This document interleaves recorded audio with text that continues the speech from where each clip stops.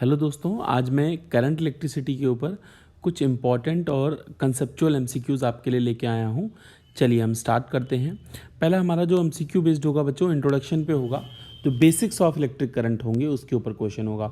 सबसे पहला क्वेश्चन आप देख सकते हैं, इलेक्ट्रिक करंट इज़ आ। बच्चों इलेक्ट्रिक करंट हमारी एक स्केलर क्वांटिटी होती है। इलेक्ट्रिक करंट के पास डायरेक्शन और मैग्नीट्यूड होता है, बट ये वेक्टर के लॉज को फॉलो नहीं करती है। यस बच्चों, इसीलिए ये हमारी एक स्केलर क्वांटिटी हो जाती है, इसके पास डायरेक्शन और मैग्नीट्यूड होने के बावजूद। चलिए बच्चों नेक्स्ट क्वेश्चन की तरफ चलेंगे। Next question is the definition of current. क्या कह रहा है? The rate of flow of electric charge is called electric current. आपको पता है I is equal to delta Q by delta T. अगर आप एवरेज इलेक्ट्रिक करंट निकाल रहे हैं और अगर आप इंस्टेंटेनियस इलेक्ट्रिक करंट निकाल रहे हैं तो D Q by D T होता है। जी हाँ बच्चों, नेक्स्ट क्वेश्चन है, बहुत बेसिक सा है, थोड़ा सा मैथमेटिक्स से कैलकुलेशन हमें करनी पड़ेगी। इन 10 seconds 3 × 10⁻20 free electrons enters one end of the conductor. एक कंडक्टर के अंदर बच्चों क्या है, 3 × 10⁻20 इलेक्ट्रॉन्स एंटर करते हैं 10 सेकेंड में। मतलब नंबर ऑफ इलेक्ट्रॉन्स दिया हुआ है। Leaves the other end, yes बच्चों, and leaves the other end the current in the is बच्चों in the conductor is actually. तो बच्चों करंट का फॉर्मूला क्या होता है सर? क्यू अपॉन में टाइम। टोटल क्यू क्या होगा? एन ई अपॉन में टाइम। एन ई अगर मैं बात करूं, एन ई की बात करूं तो नंबर ऑफ इलेक्ट्रॉन्स बोला है 3 × 10⁻20 इंटू 1.6 × 10⁻−19 अपॉन में टाइम इज़ 10 सेकेंड्स। जी हाँ बच्चों, टाइम कितना है इसका? 10 सेकेंड्स है बच्चों। अगर हम इसको सॉल्व करेंगे तो ये कैंसिल हो जाएगा और हमारा आंसर आ जाएगा 4.8 एम्पेयर। तो answer will be 4.8 ampere. That is option D will be correct in this case. चलेंगे नेक्स्ट बेटा टॉपिक जो हमारा जिसके ऊपर हम क्वेश्चन करने वाले हैं वो ओम्स लॉ के ऊपर है। बहुत बेसिक से क्वेश्चन हैं ये भी और कंसेप्चुअल हैं जो आपको समझना बहुत ज़रूरी है। ओम्स लॉ क्या करता है, किसके बीच में रिलेशनशिप बताता है? आपको पता है V is equal to I R. Actually V is proportional to I and constant होता है यहाँ पे R। तो करंट और पोटेंशियल डिफरेंस के बीच में हमारा ओम्स लॉ रिलेशन को एक्सप्लेन करता है। बच्चों next question number 5 we will solve. Question number 5, fifth question क्या कह रहा है? For the validity of the Ohm's law. Ohm's law कब वैलिड होता है? Which one of the following is constant. जी हाँ बच्चों, ओम्स लॉ अगर बेटा देखो, ओम्स लॉ कहता है V is proportional to I and V is equal to I R, where R is the constant of proportionality. Constant of proportionality बच्चों, R का फॉर्मूला आप अगर आप ध्यान से देखें तो R is equal to rho L by A. Rho is resistivity, L is length, A is area. बच्चों अगर आप लेंथ बदलेंगे तो भी हमारा R बदलेगा, तो कांस्टेंट नहीं रह जाएगा, तो ओम्स लॉ फेल हो जाएगा। अगर आप टेम्परेचर बदलेंगे तो रो पे फर्क पड़ेगा। Yes, rho is the dependent factor on temperature के ऊपर हमारा रो डिपेंडेंट है। Yes, you have to understand. Next बच्चों मटेरियल के ऊपर कैसे डिपेंडेंट है? मटेरियल ऑब्वियसली बेटा rho is going to decide the material property. अलग अलग मटेरियल्स के अलग अलग रो होता है। तो बच्चों तीनों फैक्टर्स हैं यहाँ पे, इसलिए इसका आंसर हो जाएगा डी। ये सब कुछ कांस्टेंट होना चाहिए। अगर कुछ भी वेरिएबल होगा तो बात नहीं बन पाएगी। तो मुझे उम्मीद है आपको समझ में आ गया होगा। चलेंगे नेक्स्ट क्वेश्चन बच्चों, ये भी थ्योरेटिकल क्वेश्चन है, बहुत सुंदर क्वेश्चन है। Which one of the following is not the SI unit of conductance. बच्चों अगर कंडक्टेंस की बात करो तो रेजिस्टेंस का उल्टा होता है। Yes, 1/R is equal to G. G is conductance. इसकी यूनिट सीमेन भी होती है, महो भी होती है, ओम भी होती है, और ओम इनवर्स, सॉरी ओम नहीं, ओम इनवर्स भी होती है। सिर्फ कैंडला होती है, ल्यूमिनस इंटेंसिटी की यूनिट होती है बच्चों ये। तो हमारी सीमेंस 1 ओम इनवर्स बोल दो, महो ओम को उल्टा लिख दो, पीछे से देखो ओम को लिख दो तो भी, और सीमेंस भी हमारी कंडक्टेंस की यूनिट होती है। एक्सेप्ट कैंडला हमारी यूनिट होती है किसकी? हमारी होती है ये ल्यूमिनस इंटेंसिटी की। तो सिंपल सा क्वेश्चन था, but you have to understand. Next question बच्चों क्या कहना चाहता है? नेक्स्ट क्वेश्चन आपकी स्क्रीन पे है, that we have to understand in the graph of current versus potential difference. Yes बच्चों, करंट वर्सेस पोटेंशियल डिफरेंस मतलब I versus V characteristics. Yes बच्चों, स्लोप कैरेक्टरिस्टिक्स इज 0.5। मतलब जो स्लोप है इस ग्राफ का उसने बोला है, मान लो ये ग्राफ है बच्चों क्वेश्चन को ध्यान से देखेंगे, इसका स्लोप दिया है 0.05। यस बच्चों, तो पूछा है the resistance of the conductor. बच्चों देखो, स्लोप किसी भी ग्राफ का, अगर आप स्लोप की बात करो तो स्लोप होता है वर्टिकल एक्सिस अपॉन में हॉरिजॉन्टल, मतलब delta I upon delta V. This is given to us 0.05। मित्रों अगर हमें इसको उल्टा कर दें, मतलब zero delta V by delta I कर दें, तो ये हो जाएगा 1/0.05। दिस कैंसल्स दिस, तो ये हो जाएगा 20 ओम। कौन सा? 20 ओम। तो 7 will give U D option will be correct. चलेंगे बच्चों नेक्स्ट क्वेश्चन की तरफ। नेक्स्ट क्वेश्चन क्या कह रहा है? A wire of current 1.2 ampere. जी हाँ बच्चों, when a potential difference of this volt is applied on it, the conductance of the wire। बेटा देखो, हमें पता है R is equal to V by I, तो 1/R कर दो, मतलब G के बारे में पूछ रहा है, that is I upon V. I हमें कितना दिया है? 1.2। V कितना दिया है? 1.8। ये इससे कैंसिल हो गया। यस बच्चों, तो ये हो जाएगा 6, ये हो जाएगा 9, ये हो जाएगा 3 × 2 3। यस बच्चों, तो 2/3 इसको सॉल्व करेंगे 2/3 को, तो अप्रॉक्सीमेटली 0.666 समथिंग आएगा, that is 0.67 siemens. Yes, conductance की यूनिट क्या होती है? सीमेंस। हमने अभी देखा था, तो आंसर हो जाएगा बी। नेक्स्ट क्वेश्चन, हमारे नेक्स्ट क्वेश्चन बेस्ड है बच्चों रेजिस्टेंस के ऊपर। बहुत सारी चीज़ें आपको सीखने को मिलेंगी। चलिए स्टार्ट करते हैं। पहला क्वेश्चन क्या कह रहा है? The resistance of the conductor does not increases with. Increase in temperature से बढ़ता है बच्चों। यस बच्चों, increase in number of collision अगर डिक्रीज होंगे तो भी रेजिस्टेंस आपका ऑब्वियसली क्या होगा? बढ़ेगा। डिक्रीज इन टेम्परेचर, बिल्कुल सही बात है। यस बच्चों, टेम्परेचर के डिक्रीज करने से भी बढ़ता है। अलग अलग मटेरियल्स में है ये। डिक्रीज इन टेम्परेचर से बढ़ता है बेटा किसमें? सेमी कंडक्टर्स में। ये ह्यूमिडिटी से कुछ फर्क नहीं पड़ता है इसका, बस ये ध्यान रखेंगे। It does not dependent upon humidity. आप बोलेंगे इंक्रीज और डिक्रीज दोनों कैसे? ये बेटा कंडक्टर के लिए और ये सेमी कंडक्टर के लिए। और ऑब्वियसली ये भी हमारा, अगर नंबर ऑफ कोलिजन बढ़ेंगे तो कंडक्टर्स में हमारा बढ़ता है, और मतलब अलग अलग मटेरियल्स में इन्होंने बात करी है। तो आपको ध्यान रखना है, टेम्परेचर पे डिपेंडेंट है, नंबर ऑफ कोलिजन पे भी डिपेंडेंट है, बस डिपेंडेंट नहीं है कौन से फैक्टर के ऊपर? ये ह्यूमिडिटी के ऊपर। तो इसका आंसर हो जाएगा D. D will B accurately correct answer in the case of this thing. चलेंगे नेक्स्ट क्वेश्चन की तरफ। Question number 10th। जी हाँ बच्चों, 10th क्वेश्चन क्या कह रहा है? जरा ध्यान से देखिए।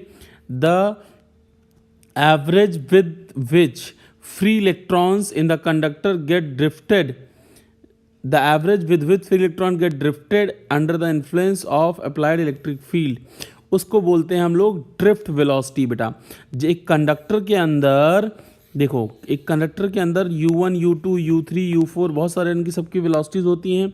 इन सब अगर इनिशियल वेलोसिटीज़ का एवरेज निकालोगे आप, तब तो आता है 0।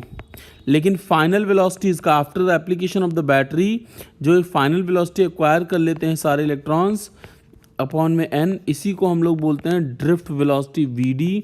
That is option B will be correct in this case. B will be your correct option. चलेंगे नेक्स्ट क्वेश्चन की तरफ। Question number 11th। Question number 11th क्या होता है? 11th क्या कह रहा है, क्या होता नहीं है?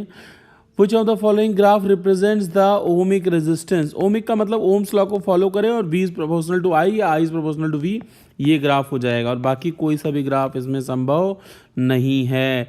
जो नॉन, देखो बेटा I कांस्टेंट है, ये तो अलग ही चीज़ हो गई। ये दोनों नॉन ओमिक हो गए। नॉन ओमिक मतलब ये सारे ओम्स लॉ को फॉलो नहीं कर रहे हैं, बस सिंपल सी बात है। Question number 12th, we have to understand the question number 12th part. Question number 12th क्या कह रहा है? When electric field is set up, the electron acquired drift velocity which is directed। जी हाँ बच्चों, उसने क्या बोला है कि अगर इलेक्ट्रिक फील्ड सेटअप होती है तो इलेक्ट्रॉन्स किधर की तरफ जाएंगे? बेटा ऑब्वियस सी बात है, अगर पॉजिटिव इधर है, नेगेटिव इधर है, तो इलेक्ट्रिक फील्ड आपके इधर हो जाएगी। तो इलेक्ट्रॉन्स अपोजिट डायरेक्शन में फ्लो करेंगे, पॉजिटिव चार्ज के पास में जाएंगे। तो कहाँ जाएंगे? अपोजिट टू द फील्ड जाएंगे। डायरेक्शन ऑफ फील्ड में नहीं जाएंगे, परपेंडिकुलर नहीं जाएंगे, टेंजेंशियल का कोई लॉजिक नहीं है। ऑब्वियस सी बात है, इलेक्ट्रिक फील्ड के अपोजिट की तरफ जाएंगे। तो इसका आंसर हो जाएगा आपका ए।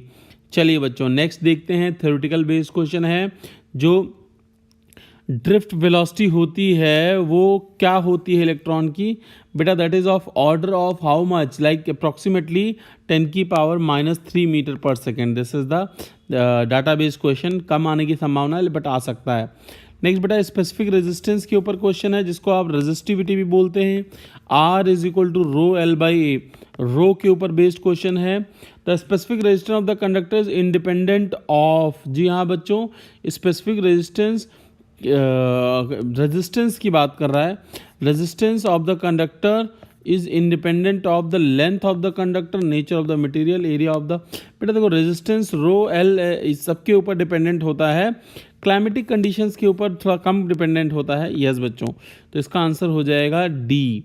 क्वेश्चन नंबर 15 क्या कह रहा है, क्या कहना चाहता है, the resistance of the given conductor is directly proportional to mth power of the length. देखो R is equal to rho L की power m and nth power of area A N, nth power of area.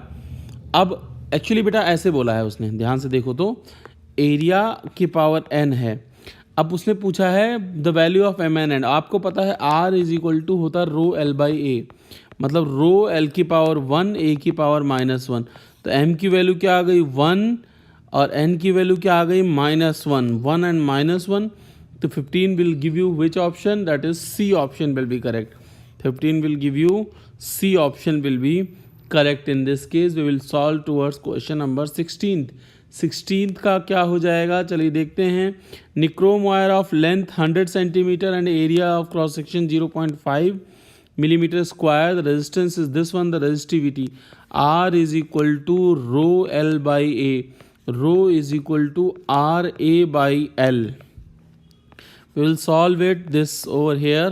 R कितना है 2.2 ओम, रो area कितना है 0.5 into 10 की power, देखो 10 की power -6 और अपॉन में लेंथ कितना है 100 इंटू 10 की पावर -2। इसको बेटा जब हम सॉल्व करेंगे तो we will get the value approximately 11 into, yes solve करने के बाद मिलेगा 11 इंटू 10 की power -7 ohm metre. That is option D will be correct. Question number 17, yes बच्चों, क्वेश्चन नंबर 17 के ऊपर हम लोग क्वेश्चन सॉल्व करेंगे। Yes, a wire of 50 centimetre long and 1 millimetre in the cross section carries the current of 4 ampere one connected 2 volt of the battery. जी हाँ बच्चों, ये देखो ये है उसकी लेंथ, ये है उसका एरिया, ये है करंट, ये है ऑब्वियसली वोल्टेज अप्लाइड। तो हम लोगों को क्या सॉल्व करना है, हम लोगों को कैलकुलेट करना है क्या बच्चों, रेजिस्टिविटी।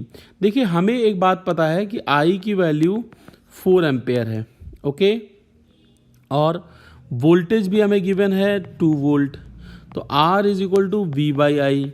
V कितना है, दैट इज 2, I कितना है 4, मतलब 1/2 is the resistance, is equal to rho L कितना है, L is 50 centimetre, okay, upon में एरिया क्या है 10 की पावर -6। बच्चों जब इसको हम सॉल्व वगैरह करेंगे, I just solve it and get the value of approximately, rho की वैल्यू अप्रॉक्सीमेटली आ रही है 10 की power -6 ohm metre. You can calculate it. Yes बच्चों, that is option D will be correct in this case. चलिए पहला question आपके screen पे है बच्चों, क्या कहना चाहता है question, for a metal with increase in the temperature, metal का मतलब बेटा कंडक्टर की बात हो रही है, टेम्परेचर के इंक्रीज करने से रेजिस्टेंस इंक्रीज करता है। कैसे इंक्रीज करता है, R is equal to R0 1 plus alpha delta theta, delta theta is change in temperature. तो बेटा देखो अल्फा इसके लिए क्या होता है, पॉजिटिव होता है मित्रों। अगर अल्फा पॉजिटिव होगा कंडक्टर्स के लिए, वही सेमी कंडक्टर्स के लिए अल्फा नेगेटिव होता है, तो टेम्परेचर के बढ़ने से ऑटोमेटिकली रेजिस्टेंस बॉडी का बढ़ जाता है। तो आपको ध्यान रखना है alpha is positive for the conductor, so क्या हो जाएगा, टेम्परेचर के बढ़ने से आपके मेटल का रेजिस्टेंस जो होगा मित्रों इंक्रीज होगा। कैसे, ऐसे, इसके ऊपर अभी आगे भी क्वेश्चन आने वाले हैं। चलिए बच्चों अगला क्वेश्चन है, the platinum wire of resistance this eight 0 degree Celsius, मतलब R0 आपको दे दिया है कितना 2.5 ओम दे दिया है, okay. If the coefficient of resistance is this one, मतलब alpha is given to us, that is 4 into 10 की power minus 3 per degree centigrade. The resistance of the wire at 70 degree Celsius, मतलब delta theta change in temperature is 70 minus 0. yes, 70 minus 0 is 70 only. चलिए, हमें पूछा है final temperature are not हो गया. अभी हमने फॉर्मूला पढ़ा R is equal to R naught 1 plus alpha delta theta. R naught कितना है? आर नॉट है sir 2.5. 1 plus alpha is how much? 4 into 10 की power minus 3. Delta theta is change in temperature, that is 70. तो बेटा इसको हम solve वगैरह करेंगे and we will get the approximate result of 3.2 ohm. कितना? 3.2 ohm. That is option B will be correct in this case. चलेंगे next question की तरफ बच्चों. क्वेश्चन पूछ रहा है the unit of temperature coefficient of this thing. कैसे होगी आपको मैं बताता हूँ. वैसे मैं डायरेक्ट बता सकता हूँ आपको, but we are going to understand also. चलिए बच्चों, देखो आपको फॉर्मूला बताया R is equal to R naught 1 plus alpha delta theta. Alpha की यूनिट पूछ रहा है. पहली बात तो अल्फ़ा के लिए अगर मैं फॉर्मूला निकालूं तो R is equal to R naught alpha delta theta. तो बच्चों अगर आप ध्यान से देखें तो हमारी इक्वेशन क्या बन जाएगी? This will become R minus R naught. Yes बच्चों, R minus R naught upon में आर नॉट, ये R naught into delta theta इधर चला जाएगा, डेल्टा थीटा इधर चला जाएगा. ये आ गई हमारी अल्फ़ा की इक्वेशन. मित्रों हमें अल्फ़ा की इक्वेशन चाहिए. चलिए हम यूनिट रखते हैं. इसकी भी ओम, इसकी भी ओम. ऊपर ओम आ गई, ओम माइनस ओम आ जाएगी. नीचे इसकी वैल्यू भी ओम आ जाएगी. इसकी आ जाएगी डिग्री सेल्सियस बोल दो या डिग्री कैल्विन बोल दो, बोथ आर सेम. क्वेश्चन में स्टैंडर्ड यूनिट कैल्विन होती है, इसलिए हम कैल्विन ही बोलेंगे, तो कैल्विन बोल देता हूँ. ओम से ओम छमछम हो गया तो कैल्विन इन्वर्स आ गई. तो जनरली डिग्री सेल्सियस इन्वर्स बोलेगा या फिर कैल्विन इन्वर्स बोलेगा. चेंज दोनों का सेम ही होता है, मतलब जितना चेंज कैल्विन में होता है उतना ही डिग्री सेल्सियस में होता है, इसलिए हम इनको अलग अलग लेते हैं. तो हमारा आंसर क्या जाएगा मित्रों? That is degree kelvin. That is option B will be correct in this case. चलेंगे बच्चों नेक्स्ट क्वेश्चन की तरफ. That is question number 21. क्वेश्चन क्या कह रहा है? ध्यान से देखेंगे. द क्वांटिटी आर, देखो बेटा, R T minus R naught upon में टी, मतलब डेल्टा आर अपॉन में टी की बात कर रहा है. रिप्रेजेंट्स, ये क्वांटिटी क्या रिप्रेजेंट करती है? देखो बेटा, rate of change of resistance बताती है और टी यहाँ पे टेम्परेचर को रिप्रेजेंट किया गया है जनरली. तो ये बात कर रहा है विद रिस्पेक्ट टू टेम्परेचर की बात कर रहा है. वैसे इसे क्लियरली बताना चाहिए टी क्या है, टाइम है, टेम्परेचर है, लेकिन जनरली ये टेम्परेचर की ही बात कर रहा है, इसलिए मैंने यहाँ पे बी बता दिया. वैसे टी का मतलब टाइम भी हो सकता है, that's not a very big deal. तो इसमें क्वेश्चन में थोड़ा सा गड़बड़ है, I can understand that thing. चलिए बच्चों, अगला क्वेश्चन है जो अभी हमने किया था वही कुछ है. The temperature coefficient of the resistance can be represented. अभी हमने फॉर्मूला निकाला था, क्या निकाला था? R minus R naught upon R, yes, R T, या देखो बच्चों हमने अभी निकाला था आर टी या आर टी को हमने आर बोला था, अपॉन में आर नॉट. यस बच्चों, अपॉन में R naught into delta theta हमने ये निकाला था. This is change in temperature, that is D R. R naught is the original temperature and change in theta is delta theta. तो ये option हो जाएगा. डी टी इसने बोला है टेम्परेचर चेंज को, बस यही गड़बड़ है. D T is change in temperature, difference है यही. तो यही एक्यूरेटली फिट बैठता है, बाकी कोई भी ऑप्शन फिट नहीं बैठ रहा है मित्रों. चलेंगे नेक्स्ट क्वेश्चन पे, क्वेश्चन नंबर 23 पे. जरा देखते हैं which of the following is a negative temperature coefficient. जी हाँ बच्चों, नेगेटिव टेम्परेचर कोफिशिएंट किस में होता है? Semiconductor, that is silicon. मैंने आपको अभी बताया था सिलिकॉन में होता है, तो इसका आंसर हो जाएगा सी. चलिए बच्चों, ये डाटा बेस्ड क्वेश्चन है. 24 नंबर क्वेश्चन क्या कह रहा है? The resistance of the mercury at this kelvin. बेटा इस टेम्परेचर पे जो हमारा मरकरी होता है वो सुपर कंडक्टर की तरह बिहेव करता है.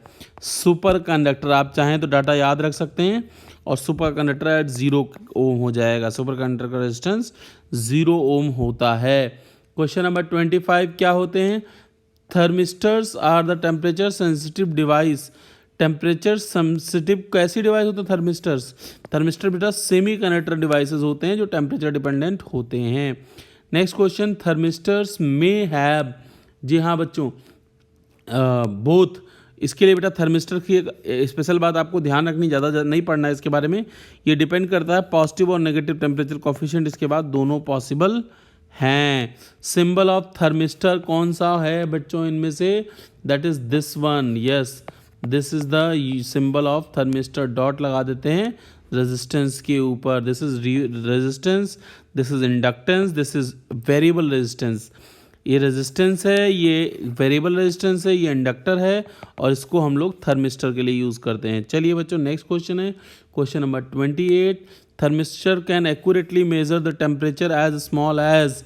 जी हाँ बच्चों, थर्मिस्टर कितना लीस्ट वैल्यू नाप सकते हैं? बहुत छोटी वैल्यू तक वो मेजर कर सकते हैं, that is 0.001 degree Celsius. These are very these are very sensitive devices, they can measure the least value of 0.001 degree centigrade. जी हाँ बच्चों, क्वेश्चन नंबर 29।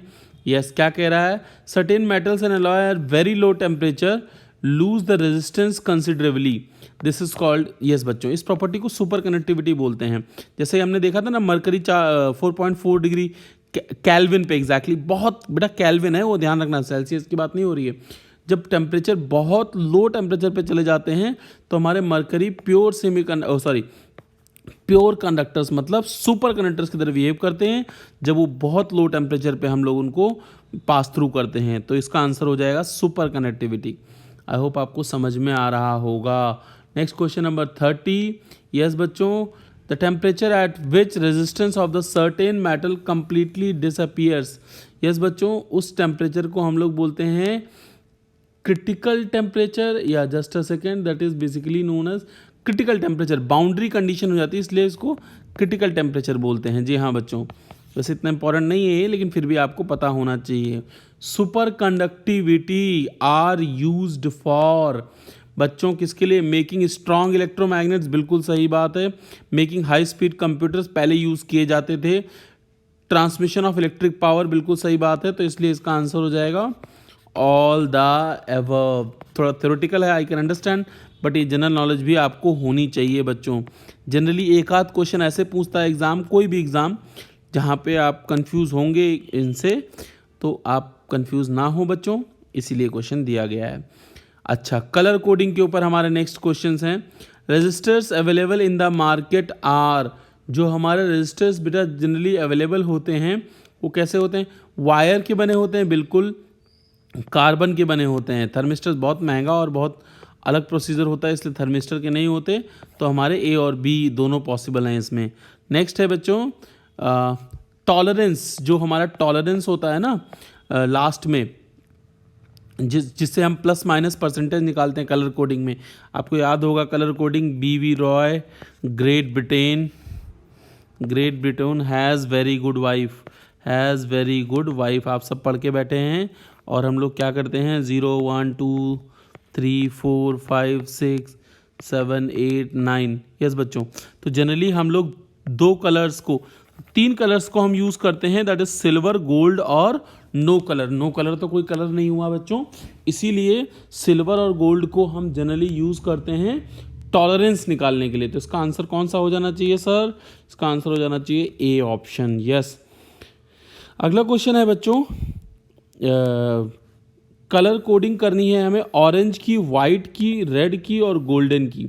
देखो बच्चों, हमें ज़्यादा दिमाग लगाना ही नहीं है इसमें, क्योंकि गोल्डन का 5% टॉलरेंस होता है, सी ऑप्शन हो जाएगा। बाकी ठीक है, 3 इसका होता है बच्चों, ऑरेंज का 3 होता है, क्योंकि बी रॉय 0 1 2 3 ये 3 इसका होता है ऑरेंज का, और सबका सेम ही है। और वाइट का होता है, क्या होता है बच्चों? वाइट का होता है 9। उसके बाद ऑब्वियसली बेटा 10 की पावर रेड का हो जाता है 10 की पावर 2 मतलब 3900 हो जाएगा ये, प्लस माइनस 5। तो 5% टॉलरेंस से ही हमारा आंसर निकल जाएगा ऑप्शन में। और आप बिना कुछ घबराए ना शरमाए आप आंसर दे सकते हैं, that is option C will be correct. चलिए बच्चों, क्वेश्चन नंबर 35 क्या कह रहा है? कलर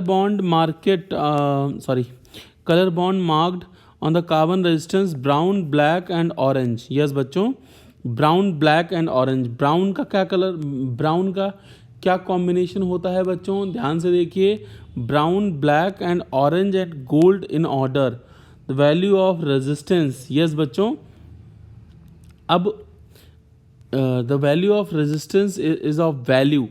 अब बच्चों क्वेश्चन बोला है कि एक कलर बॉन्ड मार्क्ड है कार्बन रेजिस्टेंस पे, are brown black and orange and gold.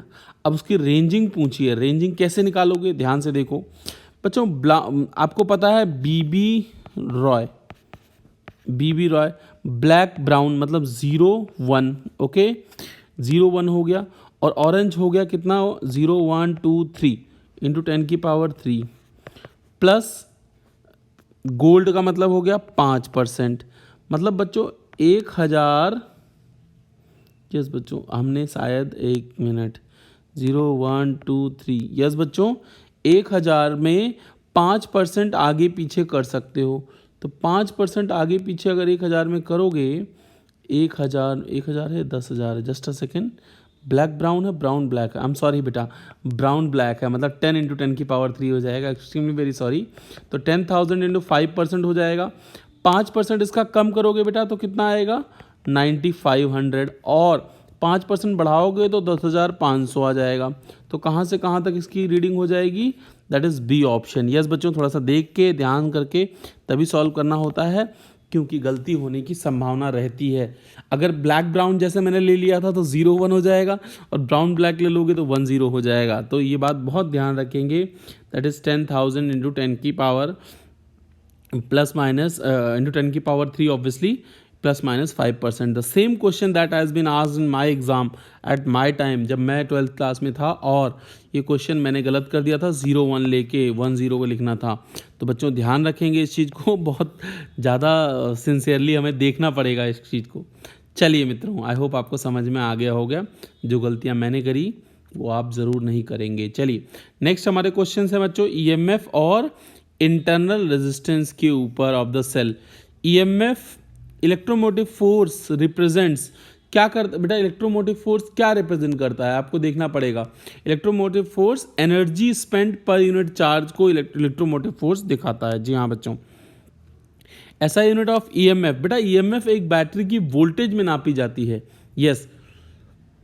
Yes volt होता है, और ये होता है चार्ज पर work done per unit charge, work done per unit charge, और वर्क की यूनिट होती है केजी मीटर स्क्वायर पर सेकंड स्क्वायर, चार्ज होता है क्या एम्पेयर इंटू सेकेंड, तो हो जाएगा केजी मीटर स्क्वायर पर सेकेंड एम्पेयर इनवर्स। तो देख लीजिए कौन सा पॉसिबल है, T-3 है बच्चों, और ये आंसर हो जाएगा डी आपका सही।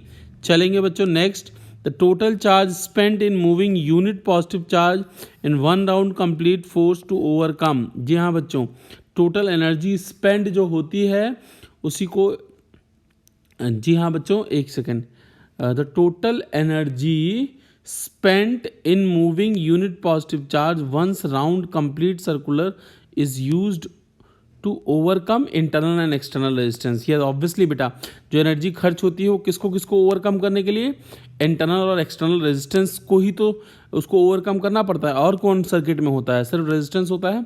तो हमें क्वेश्चन को अच्छे से पढ़ना पड़ेगा। चलेंगे नेक्स्ट क्वेश्चन की तरफ, क्वेश्चन नंबर 39 का फॉर्मूला, 39 में क्या पूछा है, formula based question number I mean. EMF ई है, एक्सटर्नल रेजिस्टेंस आर है, टर्मिनल पोटेंशियल है, पोटेंशियल डिफरेंस वी है। तो बच्चों इसका फॉर्मूला होता है E/V - 1 × R, this is the value of internal resistance. अब ऐसा तो कुछ दिख नहीं रहा है, तो क्या कर दो, V को यहाँ मल्टीप्लाई कर दो, तो क्या हो जाएगा E-V/V × R, that is option B will be correct in this case. I hope आपको समझ में मित्रों आ रहा होगा। चलिए क्वेश्चन नंबर 40 देखेंगे। 40 इन the close circuit the EMF and the internal resistance of the generator E and R, EMF और internal resistance दिया है। if the external resistance of the circuit is capital R, then Ohm law has formed। obviously बेटा this is the Ohm's law कि net current is equal to EMF applied upon total resistance, यही तो Ohm's law हो गया। तो option D will be correct. बहुत simple सा question था, that we have solved over here. Yes बच्चों, आई होप समझ में आ गया होगा।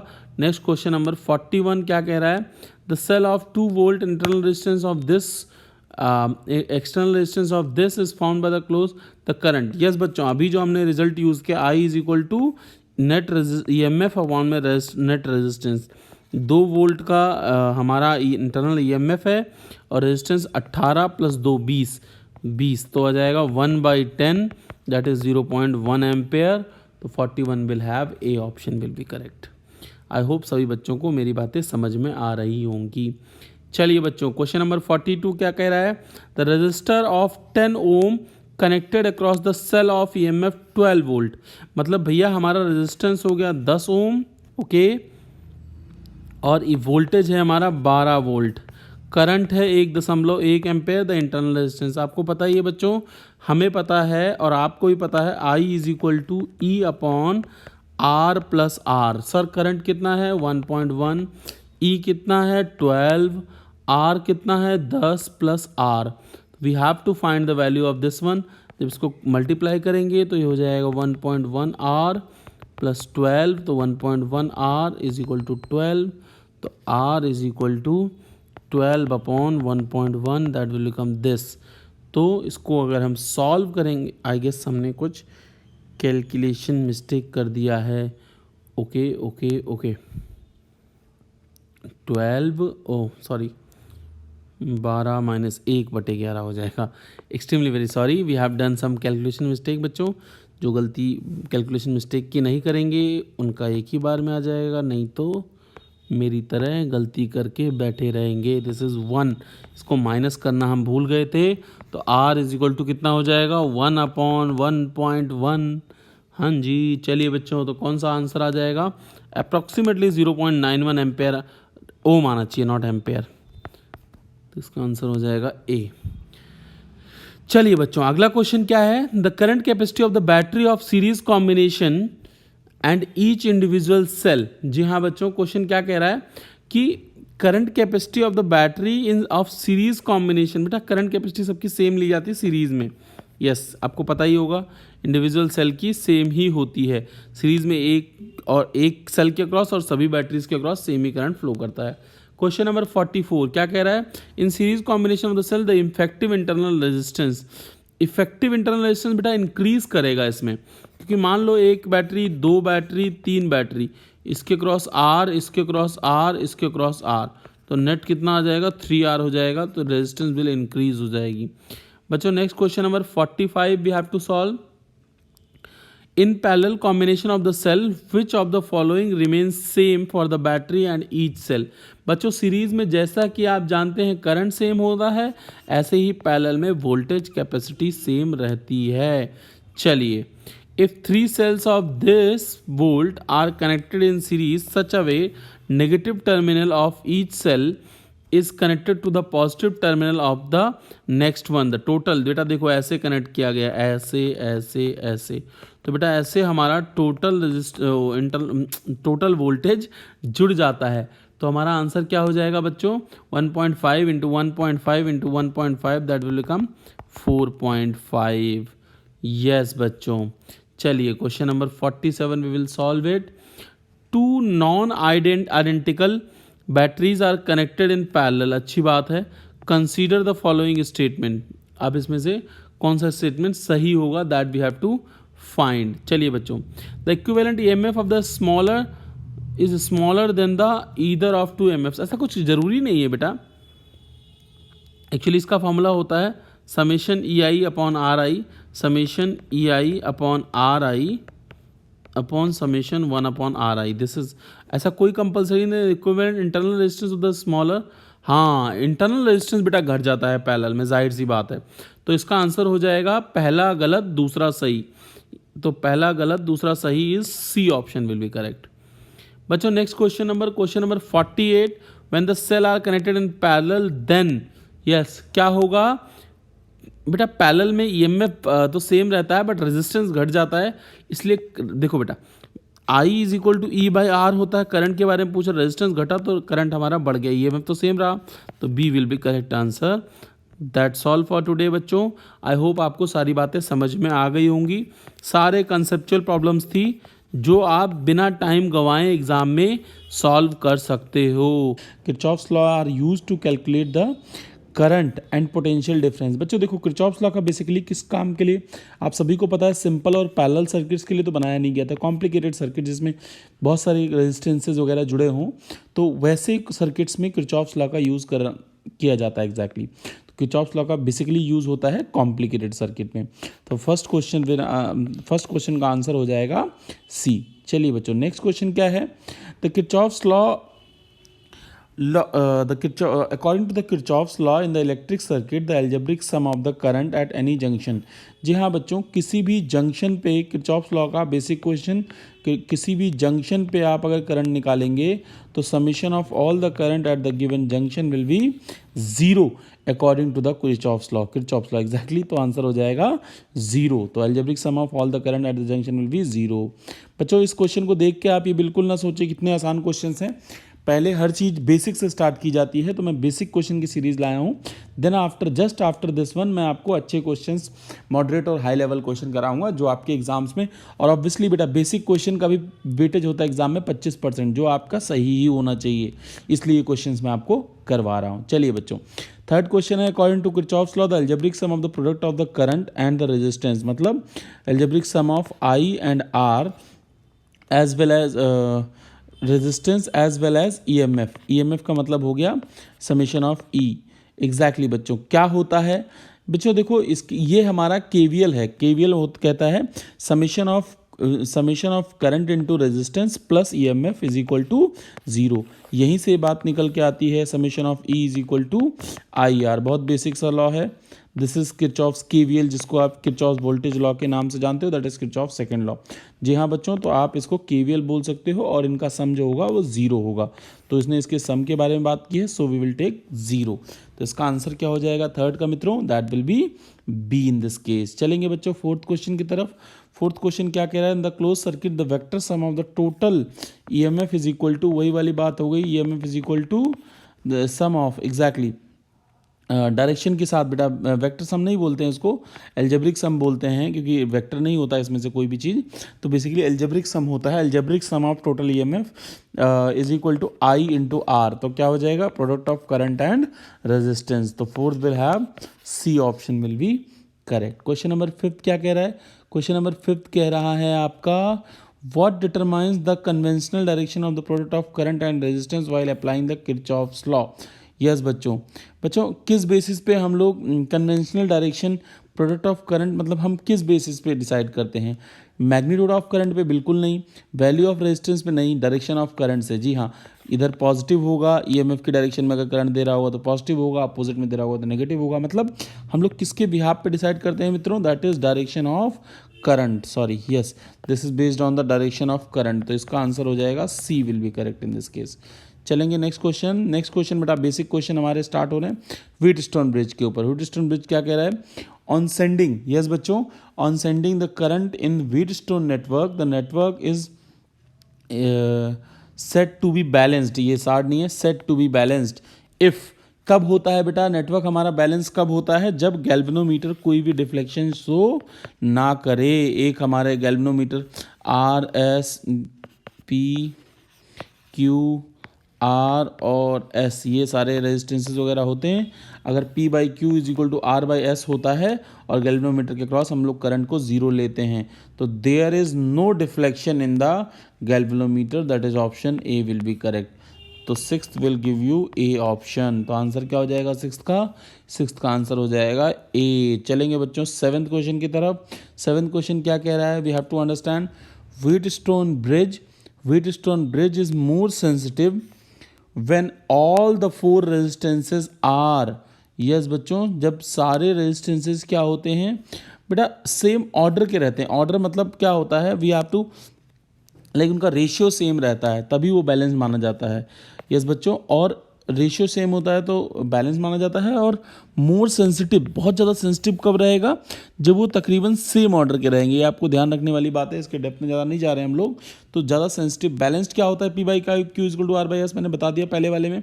बट क्वेश्चन पूछ रहा है सेंसिटिव कब होगा, बेटा सेंसिटिविटी के लिए जो हमारे रेजिस्टेंसेज हैं वो सेम ऑर्डर के होने चाहिए, तो हमारा व्हीटस्टोन ब्रिज ज़्यादा सेंसिटिव माना जाता है। नेक्स्ट बेसिक क्वेश्चन हमारा बेस्ड है मीटर ब्रिज के ऊपर। आप लोग देख ही पा रहे होंगे कि बहुत बेसिक ऊपर ऊपर की कंटेंट ज़्यादा जो हम यूज़ कर सकते हैं, जो क्वेश्चन पूछे जा सकते हैं, वही चीज़ हम लोग इसमें डिस्कस कर रहे हैं। Which of the following instrument is generally use to galvanometer to show the null reading? Yes बच्चों, which of the following instruments is generally used with galvanometer? जाहिर सी बात है बेटा, मीटर ब्रिज में यूज़ करते हैं हम लोग गैल्वेनोमीटर को, कि गैल्वेनोमीटर जब जीरो डिफ्लेक्शन देता है तो उसको हम बैलेंस्ड कंडीशन बोलते हैं। Yes, that is known as balanced condition. Question number 9 देखेंगे। क्वेश्चन नंबर 9 क्या कह रहा है बच्चों? Accuracy of the meter bridge is maximum when the null point is obtained at the mid point, yes, of the meter bridge of the bridge wire, exactly meter bridge wire. This is because बेटा देखो basically इसका जो exact answer है, आपको answer ध्यान रखना है, फालतू की चीज़ें नहीं। The error due to the end resistances is minimum. बेटा जो एंड रेजिस्टेंसेज जो होते हैं उनके थ्रू एरर मिनिमाइज हो जाता है, इसीलिए कंडीशन बोली जाती है जब सब सेम ऑर्डर के रहते हैं मीटर ब्रिज में रेजिस्टेंसेज तो वो मैक्सिमम सेंसिटिव होता है, तो इसलिए एरर डिक्रीज हो जाता है अगर मिड पॉइंट पे पॉइंट मिल रहा है तो। क्वेश्चन नंबर 10 की बात करेंगे हम। 10th भी आपका एक थ्योरेटिकल क्वेश्चन है। In the Kelvin method the finding of galvanometer, yes बच्चों, in Kelvin method of finding the resistance of galvanometer क्या करते हैं? Use balance point method. जी बिल्कुल सही बात है, हम बैलेंस पॉइंट मैथड को गैल्वेनोमीटर वो यूज़ करते हैं। Yes, meter bridge can not be determined, can not use to determine. Meter bridge इनमें से किस चीज़ के लिए यूज़ नहीं किया जाता? बच्चों रेजिस्टेंस के लिए, स्पेसिफिक रेजिस्टेंस, कनेक्टिविटी, सबके लिए यूज़ किया जाता है, क्योंकि रेजिस्टेंस से connective EMF of the cell निकालने के लिए हम मीटर ब्रिज का यूज़ नहीं करते हैं। इसका आंसर हो जाएगा D, EMF of the cell. Next question है select the wrong yes statement. A potentiometer is a constant voltage device. Potentiometer कैसी डिवाइस होती है? Constant voltage device. ये गलत हो जाएगा, पहला ये स्टेटमेंट रॉन्ग मुझे लग रहा है। खैर, potentiometer is a constant current device, बिल्कुल सही बात है। पोटेंशियोमीटर क्योंकि बेटा पोटेंशियोमीटर वायर में अलग अलग पॉइंट्स पे अलग अलग वोल्टेज हमें मिलता है ना, तो कांस्टेंट वोल्टेज डिवाइस कहना थोड़ा सा लॉजिकल नहीं बैठता। अगला है potentiometer is use to measure the EMF of the cell. Potentiometer का यूज़ हम लोग क्या ईएमएफ, बिल्कुल सही बात है ये भी। अगला है the potentiometer is use to measure the potential drop, बिल्कुल सही बात है। तो बी सी डी हमारा सही है, तो आंसर इसका हो जाएगा ए, रॉन्ग पूछा है इसलिए। क्वेश्चन नंबर 13वां क्वेश्चन है स्लाइड वायर ब्रिज, जो मीटर ब्रिज का दूसरा नाम होता है, does not operates on the same principle as. बेटा व्हीटस्टोन तो मीटर ब्रिज होता ही होता है, post office box, meter box, ये 3 नाम होते हैं बच्चों स्लाइड वायर ब्रिज या मीटर ब्रिज के। पोटेंशियोमीटर अलग प्रिंसिपल पे काम करता है, तो इसका आंसर हो जाएगा बी। यस, क्वेश्चन नंबर 14 क्या कहना चाहता है? Which one of the following can cause the null point of the potentiometer to shift beyond the wire? जी हाँ बच्चों, इनमें से कौन सा पॉइंट, नीचे 4 ऑप्शन में से कौन सा कंसेप्ट शिफ्ट कर सकता है वायर बियॉन्ड द वायर, मतलब वायर के इधर या इधर? यस बच्चे, जब हम ऑक्सिलरी बैटरी, जो सप्लाई बैटरी लगाते हैं, उसका वोल्टेज बहुत लो होगा, तभी ये कंडीशन पॉसिबल है। तो इसका आंसर हो जाएगा 14 below, A option will be correct. Question number 15 क्या होगा? The potentiometer experiment when galvanometer shows no deflection. Yes, galvanometer shows no deflection and then no current flows in. Obvious सी बात है बेटा, कोई डिफ्लेक्शन नहीं दिखा रहा है, इसका मतलब किसके थ्रू करंट जीरो है? गैल्वेनोमीटर सर्किट में करंट जीरो है। नेक्स्ट क्वेश्चन है potentiometer is better for measuring the potential difference than the voltmeter because. क्यों ये उससे अच्छा है? क्योंकि बेटा एक्चुअली इसका रीज़न ये होता है कि पोटेंशियोमीटर की अपनी बैटरी सप्लाई अलग होती है, वो डिस्टर्ब नहीं करता है उसकी सप्लाई को, मतलब किसकी सप्लाई को? जिस वायर को, बच्चे एक ड्राइविंग बैटरी होती है पोटेंशियोमीटर में, और एक बैटरी जिसके ऊपर हम एक्सपेरिमेंट, जिसके ऊपर कहानी हमें चाहिए होती है, तो ये डिस्टर्ब नहीं करता, इसीलिए इसका आंसर एक्यूरेटली लॉन्ग वायर नहीं, it is auxiliary battery of large EMF, ये भी नहीं कह सकते हैं। It is based on the principle of Wheatstone bridge, गलत है ये तो। It does not disturb the potential difference to be measured. Yes, जिस बैटरी के बारे में हमें जानकारी चाहिए उसके बारे में वो बिल्कुल भी डिस्टर्ब नहीं करता उसको। बहुत सिंपल सा क्वेश्चन था, आपको पता होना चाहिए बेसिक जानकारियाँ। चलिए क्वेश्चन नंबर 17 क्या कह रहा है? In the potentiometer experiment to determine the internal resistance of the cell, the balance point has been obtained in 4th wire, it can be shifted to 5th wire. कैसे हम shift कर सकते हैं? Obvious सी बात है बेटा, हम लोग क्या कर सकते हैं, अगर हमें पोटेंशियल, देखो बच्चे कि हमें पता है V is equal to I R, अब आपको अगर पोटेंशियल को देखो, रेजिस्टेंस वायर में तो फिक्स है, रेजिस्टेंस वायर में फिक्स है, 1 2 3 4 मान लीजिए, या 5 वायर्स हैं। अब 0 से यहाँ स्टार्ट होता है और यहाँ 4th वायर में मिल रहा है। अब 4th से 5th में जाना है। अब आपने अगर करंट घटा दिया तो रेजिस्टेंस बढ़ाना पड़ेगा सेम वोल्टेज को बैलेंस करने के लिए। करंट जब घटाओगे तो रेजिस्टेंस बढ़ाना पड़ेगा, तो हमें क्या करना पड़ेगा, करंट को डिक्रीज करना पड़ेगा। That is option A, 17th ए। थोड़ा लॉजिकल क्वेश्चन था, मुझे उम्मीद है आपको समझ में आ गया होगा। क्वेश्चन नंबर 18 क्या कह रहा है बच्चों, the potentiometer wire are made up of alloys. Potentiometer wire alloys से बने होते हैं। पहला मतलब 18th का आपका पहला कंसेप्ट ये कह रहा है, alloys are very high resistivity and low value of, बिल्कुल सही बात है बेटा, दोनों सही हैं और ये इसका रीज़न है। पोटेंशियोमीटर वायर को हमें गलाना नहीं होता हाई टेम्परेचर पे, इसलिए एलॉय का बनाते हैं, और उसकी रेजिस्टिविटी हाई होती है क्योंकि हमें रेजिस्टेंस की रिक्वायर्ड होती है, और लो वैल्यू ऑफ टेम्परेचर के बढ़ने से रेजिस्टेंस पे ज़्यादा फर्क नहीं पड़े। तो assertion is true, reason is true, reason is the correct explanation of assertion, that is A option. Assertion reason का क्वेश्चन आपका ये बन गया। चलिए बच्चों को नेक्स्ट क्वेश्चन है, the potential gradient along the length of the uniform wire is 10 volt per meter, मतलब voltage per unit length is how much, 10 volt per meter. Yes बच्चों, 10 वोल्ट पर मीटर हमें दे रखा है potential gradient. The length of the wire is 1 meter. Okay, length of the wire is 1 meter. अगर length 1 meter put करोगे तो voltage कितना आ जाएगा, 10 इंटू एल। अच्छा एक सेकेंड पढ़ते हैं, 1 meter, what is the potential difference across the 2 points of the wire separated by 25 centimeter. मतलब बेटा लेंथ, अगर देखो पूरा तो पोटेंशियल पर यूनिट लेंथ जो है वो 10 है, हमसे पोटेंशियल पूछ रहा है अगर लेंथ हमारी हो जाए 25 सेंटीमीटर। अब 25 सेंटीमीटर का मतलब 0.25 मीटर, तो बच्चों हम लोगों को V निकालना है, 10 इंटू 0.25, दैट विल बिकम कितना, 2.5 वोल्ट। तो इसका आंसर क्या हो जाएगा, A will be correct in this question number 19th। चलेंगे next question, if the potential experiment the balancing length of the cell with a cell of length 240 centimeter on shutting the cell with resistance of 2 ohm। Yes बच्चों, उसने क्या बोला, on shunting. Shunting का मतलब exactly shunt लगाने का मतलब होता है एक लो रेजिस्टेंस को पैरेलल में लगाना। The balancing point becomes 120 centimeters the internal resistance of the cell. बहुत बढ़िया बात है। देखो बच्चों क्वेश्चन क्या होता है, अगर इंटरनल रेजिस्टेंस का आपने फॉर्मूला पढ़ा हो तो R इज इक्वल टू होता है E/V -1 into are external resistance. अब यहाँ पे E का मतलब होता है ओपन सर्किट में। ओपन सर्किट में वैल्यू हमें दे रखी है 240, जब हमारे बिना शंट के, बिना, देखो बच्चे ओपन सर्किट में EMF मिलता है, बिना शंट के जो हमें मिला EMF मिला, और शंट के साथ जो मिला हमें वो वोल्टेज मिला। तो हम लोग क्या लिखेंगे, 240 अपॉन में V कितना है, V इज़ 120, जब हमने शंट लगा दिया, -1, और रेजिस्टेंस कितना है, शंट की वैल्यू कितनी है, दैट इज़ 2। तो मित्रों जब इसको हम सॉल्व करेंगे, this is 2 - 1 that will become 2 ओम। तो इंटरनल रेजिस्टेंस भी कितना आ जाएगा हमारा, 2 ओम आ जाएगा। चलेंगे बच्चों क्वेश्चन नंबर 21 की तरफ। 21 क्या कह रहा है, the sensitivity of particular potentiometer can be increased by.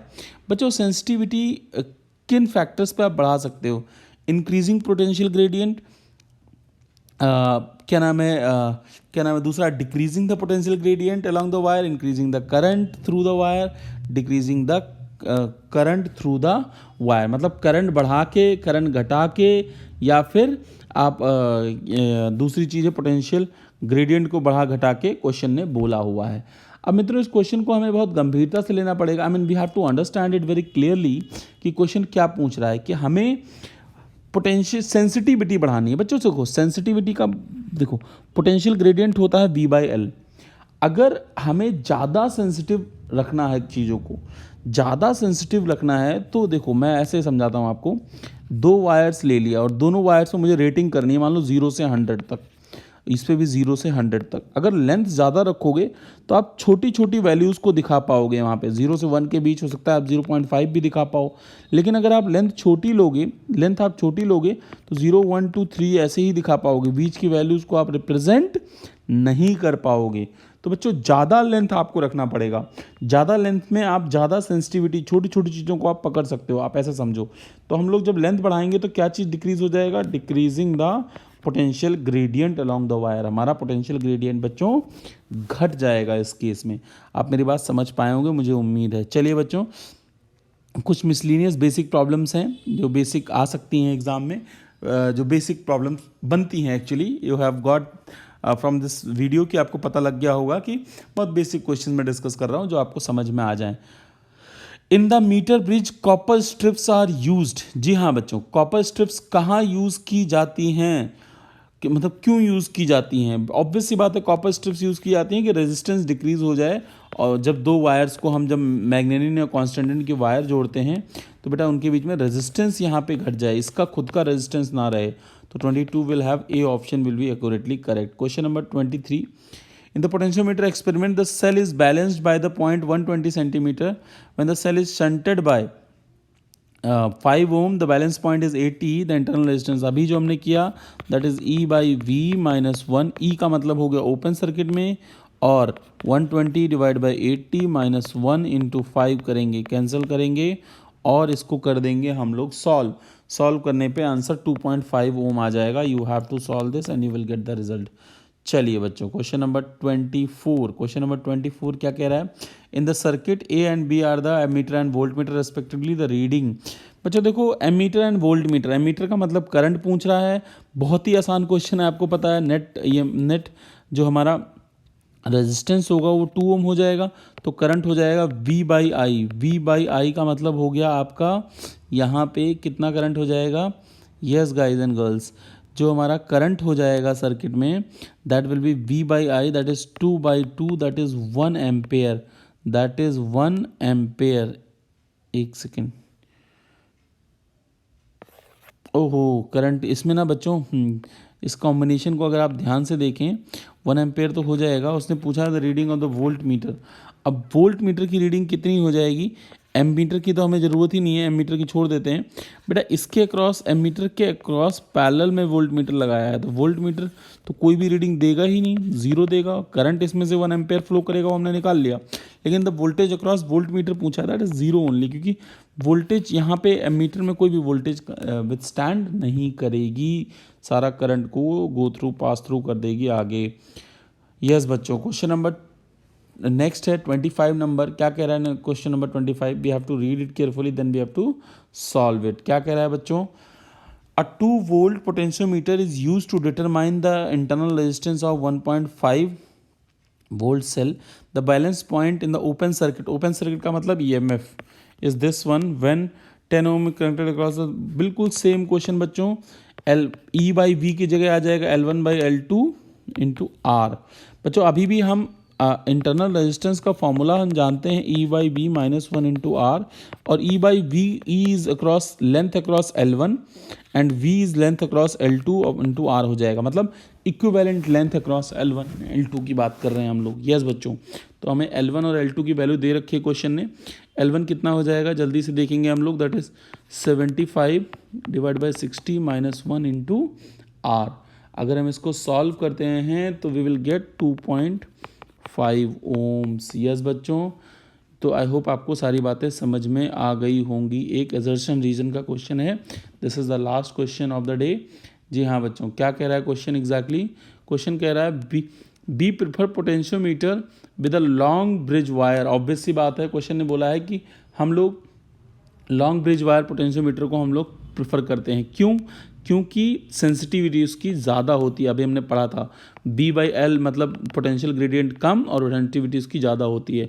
By doing this sensitivity is increase because of longer wire पर यूनिट लेंथ। बिल्कुल सही है, असर्शन और रीज़न दोनों सही हैं, और असर्शन का एग्जैक्ट रीज़न है हमारा एक्सप्लेनेशन है, तो इसका आंसर हो जाएगा 26 का ए। बच्चों बिल्कुल भी इस बात से परेशान, अच्छा एक क्वेश्चन और है क्या, sorry, to compare the two EMFs, yes बच्चों 27 number question we have to solve. To compare the EMFs of the two cell using potentiometer, the EMF of the cell is auxiliary circuit must be greater than, yes बच्चों क्या कह रहा है, must be greater than the EMF of both the cells। obvious सी बात है बेटा कि जो auxiliary जो ड्राइव करता है पोटेंशियोमीटर की, उसका पोटेंशियल ज़्यादा होना चाहिए बाकी सेल से। रीज़न क्या है दे रखा है इसने, the area of cross section of the wire should be the uniform and this is always should the क्या। बेटा ये एक्चुअली में तो सही है, लेकिन इसका रीज़न नहीं हुआ इसका। एरिया कांस्टेंट रहेगा तो यूनिफॉर्मली करंट फ्लो करेगा, बट एक्सप्लेनेशन करेक्ट नहीं है। तो ए और बी दोनों सही हैं।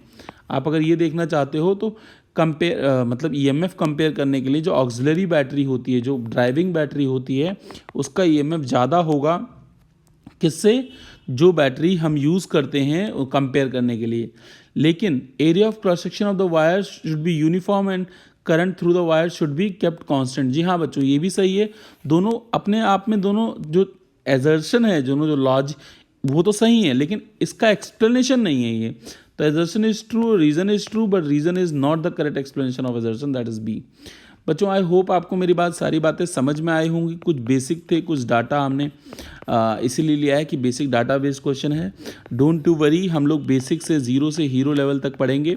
तो अभी हमने बेसिक क्वेश्चन की सीरीज़ करी है, अब जस्ट आफ्टर दिस वन हम लोग अच्छे लेवल के क्वेश्चंस को करेंगे। अपने दोस्तों को, चैनल दोस्तों शेयर कर दें और चैनल को सब्सक्राइब करके वीडियो को ज़रूर से ज़रूर देखें सारे क्वेश्चंस, क्योंकि आपको नहीं पता बेटा इस एमसीक्यू को देखने के बाद आपको बिल्कुल आइडिया नहीं है कौन सा क्वेश्चन सीधे उठ के एग्ज़ाम में आ जाएगा और आप टिक करके आ जाएंगे। और जिस भी एग्ज़ाम के लिए आप प्रिपेयर कर रहे हैं, you will got selected in those. All the best बच्चों, thank you, we will meet in the next video. Thank you मेरे प्यारे दोस्तों।